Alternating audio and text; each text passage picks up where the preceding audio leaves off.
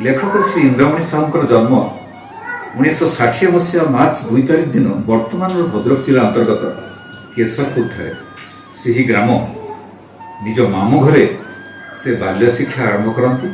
निज अजा जड़े आध्यात्मवादी होता सदासर्वदा पोथी पुराण उपर चर्चा करती। तांकर प्रभाव किशोर इंद्रमणि उपर पड़े। से आध्यात्मिकता और पोथी पुराण प्रति आकृष्ट होती। अधिक आध्यात्मिकता जिज्ञासा भीतर सृष्टि हुए। जगबंधु साहू और शशि साहूंकर ज्येष्ठ पुत्र इंद्रमणि पिलादिन जीवन संग्राम गति कर निजक निजे प्रतिष्ठा कर। ऐतिहासिक सहर कटक रे पंचशाखार अनन्य साधक शिशु अनंतर परम शिष्य साधु श्री नृसिंह चरण दास का शिष्यत्व ग्रहण करती एवं तांकर विदग्ध प्रतिभार विकास हुए। निजर कौलिक व्यवसाय प्रति निष्ठा रखा सहित शिशु अनंत दासंकर संप्रदाय सहित संपृक्त रहिबा द्वारा योग साधना सहित गुरु जगन्नाथ कृष्ण शिव शक्ति एवं सर्वोपरि निर्गुण तत्व पर आधारित भक्तिमूलक कविता और भजनमाला रचना कर। रचना विभु आशीर्वाद बिना असंभव। लेखक इंद्रमणि अत्यंत सरल अमायिक एवं धर्मप्राण मनीष परी मनीषटी। से दुई पुत्र एवं गोटे कन्यार जनक। ज्येष्ठ पुत्र कालिया पुष्पेन्द्र एवं कनिष्ठ पुत्र बलिया समरेन्द्र मध्य बापांकर नीतिनिष्ठ मार्गर पथिक। इंद्रमणि साधना मार्ग अप्रतिहत रहू यह कामना। आउ अधिका कौन कह सी निजे तांकर लेखा एवं तांकर व्यक्तित्व परिचय मैं आशा कर लेखा उत्तरोत्तर उन्नति हो एवं समस्तंकर आदरणीय हो।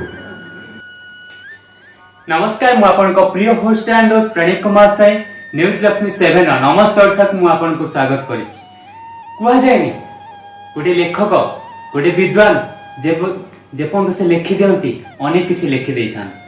जो शिक्षा जो भल पाइबा ये सब आम भारतीय संस्कृति ही आसी थाए। आम भारत जो सब शिक्षा जिनस थाए ये सब कौट थाए सब आम बही मध्यम थाए जहाँकि अनेक विद्वान माने लिखि था आम देखिले आम अनेक शिखिपर कहुए विद्या तदात विद्या महत धन विद्या ठार बड़ धन न थाए ये सब कौट आसे ये बही मो पाखे जी अच्छा सार विषय कौन कह जी कहले बहुत कम जहाँ आज समय देम अशेष धन्यवाद।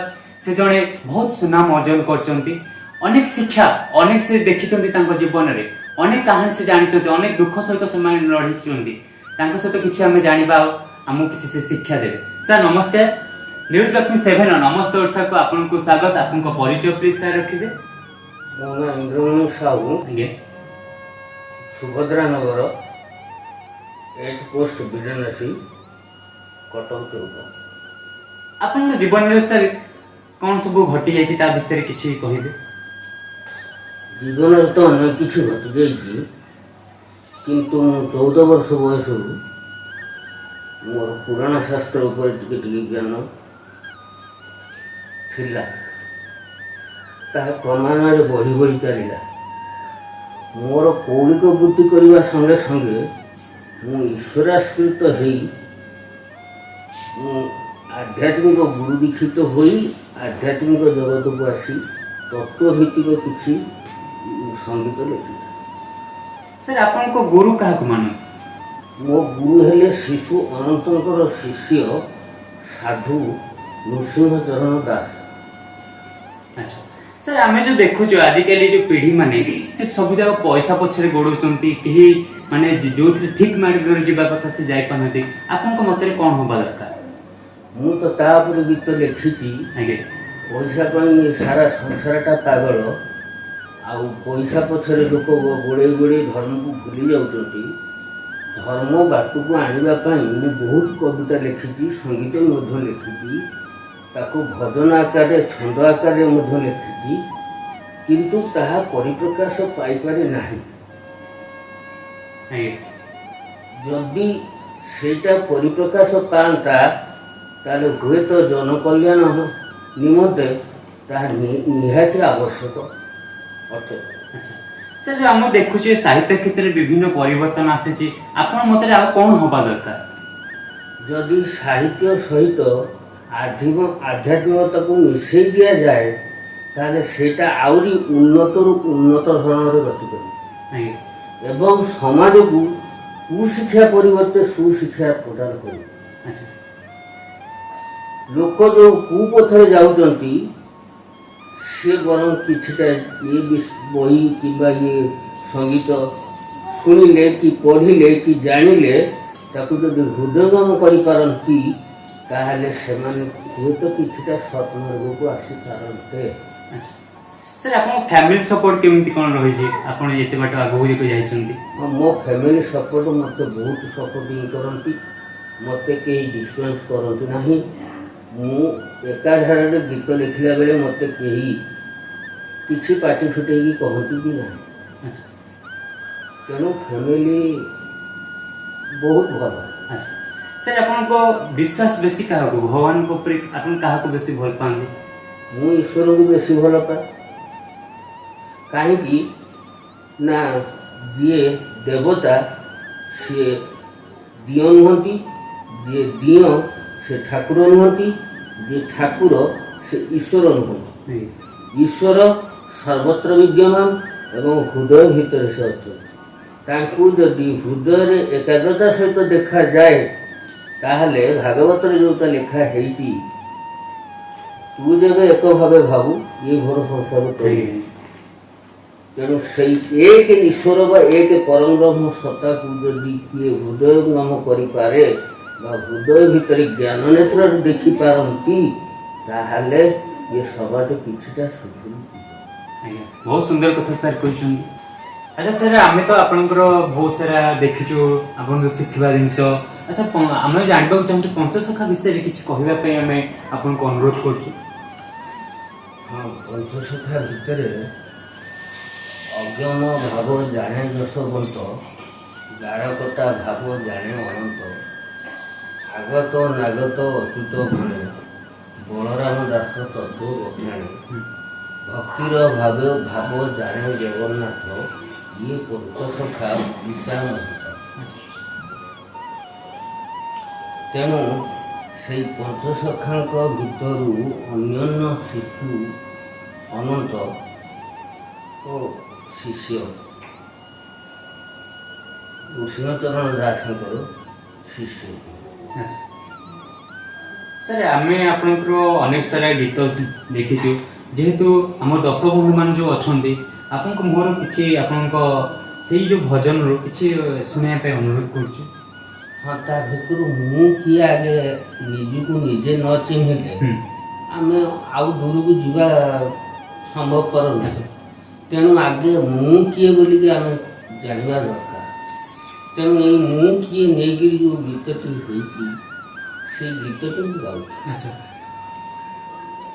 मु कही कही मुझको चिन्हिले नहीं दिन काल सरी जीव जीवा तो सानी आसी सर्वे दिने जीवाकू पड़ो दिने दुई दिन संसार रे हुमती बाई जीवन कतब कथा भाविले नहीं मु कही कही मुझको चिन्हिले नहीं दिन काल सरी जीव दिवा तो मो सानी भूमि मु कही कही मुरु कार काट मोटियो तंती इष्ट चंद्रबिंदु नेई सर्व श्रुति करई मार गर्भरु मुटी आसिअछई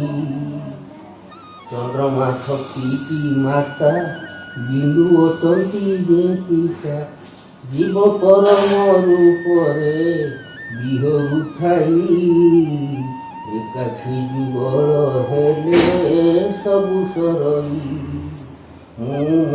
कही कही सुने सुने मोहा सुने लीला करई शेषरे शून्यरे सर्वलीन हुई कहे इंद्रमणिहीन ज्ञान कर उपार्जन विद्या बुद्धि ज्ञान बले सबु जानई मातृशक्ति को से गिले मुझको पाई ମୁଁ କହି କହି ମୁଁ ଚିହ୍ନିଲେ ନାହିଁ ଦିନ କାଳ ସରିଯିବ ଯିବା ତମ ସାଇଁ ଭୁଇଁ ମୁଁ କହି କହି।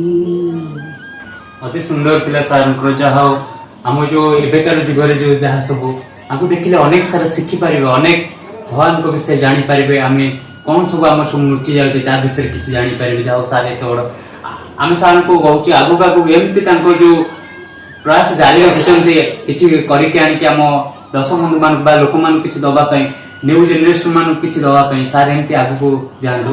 ସାର୍ ଆଉ ଗୋଟେ କ୍ୱେଶ୍ଚିନ୍, ଆମର ଯୋଉ ଯେହେତୁ ଆପଣ ଏତେ ପରିଶ୍ରମ ବଳରେ ଆଗକୁ ଯାଇଛନ୍ତି, ଆମର ଯୋଉ ଏବେ ଆସୁଛନ୍ତି ନୂଆ ନୂଆ ପିଢିର ପିଲାମାନେ ଯୋଉ ସବୁ ଆସୁଛନ୍ତି ତାଙ୍କୁ ଆପଣ କଣ କହିବାକୁ ଚାହିଁବେ?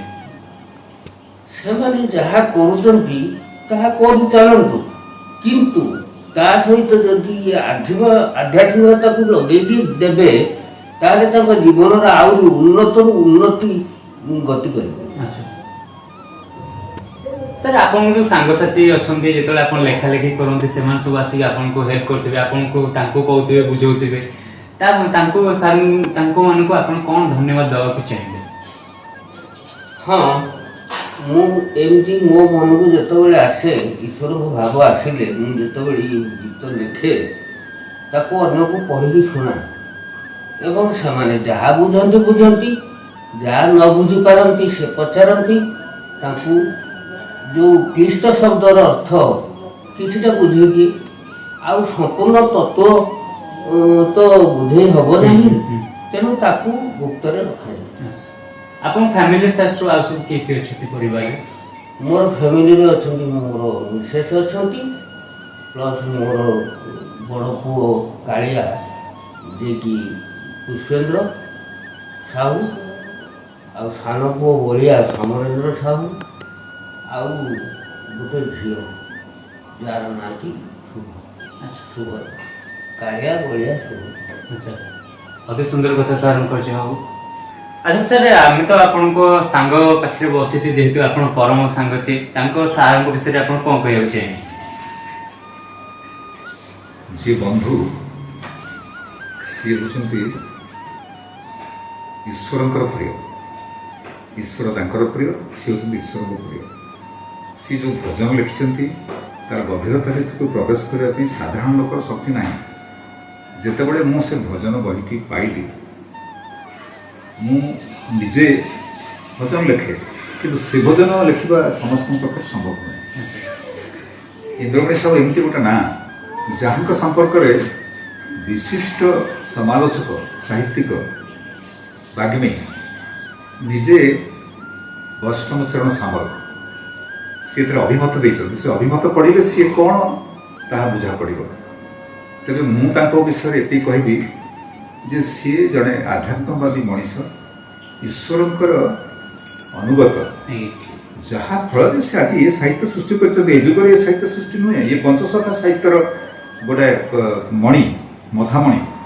ତେଣୁ ଏଇ ଇନ୍ଦ୍ରମଣିଙ୍କର ମଥାମଣି ଏ ସାହିତ୍ୟ ସୃଷ୍ଟି ହଉ, ଲୋକ ଆଜି ନହେଲେ ଯୁଗ ଯୁଗ ଧରିକି ଏକୁ ମନେ ରଖିଥିବେ। ସାହିତ୍ୟ ହିଁ ଯୁଗ ଯୁଗ ଧରିକିରି ଲୋକଙ୍କୁ ଚେତନା ଦିଏ। ତେଣୁ ତାଙ୍କ ସମ୍ପର୍କରେ ଏତିକି କହିବି, ଏ ବହି ପଛରେ ତାଙ୍କ ସମ୍ପର୍କରେ ଯାହା ଲେଖା ହେଇଛି ମୁଁ ଖାଲି ପଢ଼ିକି ଆପଣମାନଙ୍କୁ ଜଣେଇ ଦେଉଛି। ସିଏ ତାର ଉର୍ଦ୍ଧ୍ୱରେ। ଲେଖକ ଶ୍ରୀ ଇନ୍ଦ୍ରମଣି ସାହୁଙ୍କର ଜନ୍ମ 1960 ମସିହା ମାର୍ଚ୍ଚ 2 ତାରିଖ ଦିନ ବର୍ତ୍ତମାନର ଭଦ୍ରକ ଜିଲ୍ଲା ଅନ୍ତର୍ଗତ କେଶରପୁରଠାରେ। ସେହି ଗ୍ରାମ ନିଜ ମାମୁଁ ଘରେ ସେ ବାଲ୍ୟ ଶିକ୍ଷା ଆରମ୍ଭ କରନ୍ତି। ନିଜ ଅଜା ଜଣେ ଆଧ୍ୟାତ୍ମବାଦୀ ହୋଇଥିବାରୁ ସଦାସର୍ବଦା ପୋଥି ପୁରାଣ ଉପରେ ଚର୍ଚ୍ଚା କରନ୍ତି। ତାଙ୍କର ପ୍ରଭାବ କିଶୋର ଇନ୍ଦ୍ରମଣିଙ୍କ ଉପରେ ପଡ଼େ। ସେ ଆଧ୍ୟାତ୍ମିକତା ଓ ପୋଥି ପୁରାଣ ପ୍ରତି ଆକୃଷ୍ଟ ହୁଅନ୍ତି। ଅଧିକ ଆଧ୍ୟାତ୍ମିକତା ଜିଜ୍ଞାସା ତାଙ୍କ ଭିତରେ ସୃଷ୍ଟି ହୁଏ। ଜଗବନ୍ଧୁ ସାହୁ ଓ ଶଶୀ ସାହୁଙ୍କର ଜ୍ୟେଷ୍ଠ ପୁତ୍ର ଇନ୍ଦ୍ରମଣି ପିଲାଦିନରୁ ଜୀବନ ସଂଗ୍ରାମରେ ଗତି କରି ନିଜକୁ ନିଜେ ପ୍ରତିଷ୍ଠା କରିଛନ୍ତି। ଐତିହାସିକ ସହର କଟକରେ ପଞ୍ଚସଖାର ଅନନ୍ୟ ସାଧକ ଶିଶୁ ଅନନ୍ତଙ୍କର ପରମ ଶିଷ୍ୟ ସାଧୁ ଶ୍ରୀ ନୃସିଂହଚରଣ ଦାସଙ୍କ ଶିଷ୍ୟତ୍ୱ ଗ୍ରହଣ କରନ୍ତି ଏବଂ ତାଙ୍କର ବିଦଗ୍ଧ ପ୍ରତିଭାର ବିକାଶ ହୁଏ। ନିଜର କୌଳିକ ବ୍ୟବସାୟ ପ୍ରତି ନିଷ୍ଠା ରଖିବା ସହିତ ଶିଶୁ ଅନନ୍ତ ଦାସଙ୍କର ସମ୍ପ୍ରଦାୟ ସହିତ ସମ୍ପୃକ୍ତ ରହିବା ଦ୍ୱାରା ଯୋଗ ସାଧନା ସହିତ ଗୁରୁ, ଜଗନ୍ନାଥ, କୃଷ୍ଣ, ଶିବଶକ୍ତି, ଏବଂ ସର୍ବୋପରି ନିର୍ଗୁଣ ତତ୍ତ୍ୱ ଉପରେ ଆଧାରିତ ଭକ୍ତିମୂଳକ କବିତା ଓ ଭଜନମାଳା ରଚନା କରିଛନ୍ତି। ଏହି ରଚନା ବିଭୁ ଆଶୀର୍ବାଦ ବିନା ଅସମ୍ଭବ।